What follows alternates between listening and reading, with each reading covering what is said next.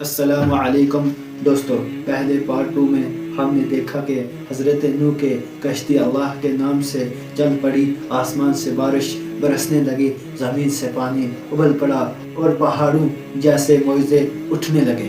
آج پارٹ 3 میں ہم دیکھیں گے وہ انتہائی دردناک لمحہ جب ایک نبی نے اپنے بیٹے کو بچانے کے لیے پکارا مگر اللہ کا فیصلہ کچھ اور تھا۔ قرآن پاک میں آتا ہے وَهِيَ تَجْرِي بِهِمْ فِي مَوْجٍ كَالْجِبَالِ کشتی بہت بڑی بڑی لہروں کے درمیان چل رہی تھی، ہر طرف پانی ہی پانی تھا، لہریں اتنی اونچی تھی جیسے پہاڑ۔ پھر حضرت نوح نے اپنے بیٹے کو دیکھا جو دور کھڑا تھا۔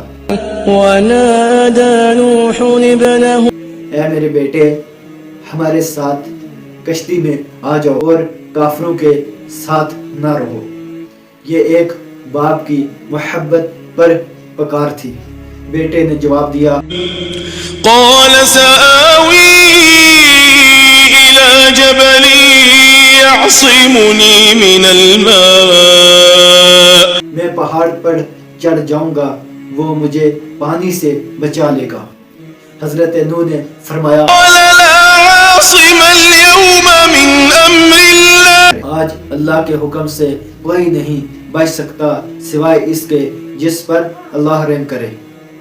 پھر ایک بہت بڑی موج آئی، وَحَالَ بَيْنَهُمَا الْمَوْجُ فَكَانَ مِنَ الْمُغْرَقِينَ۔ ایک لہر باپ اور بیٹے کے درمیان آ گئی اور وہ ڈوبنے والوں میں شامل ہو گیا۔ یہ حضرت نوح کے لیے بہت غم والا لمحہ تھا۔ پھر اللہ تعالیٰ کے حکم سے پانی رک گیا۔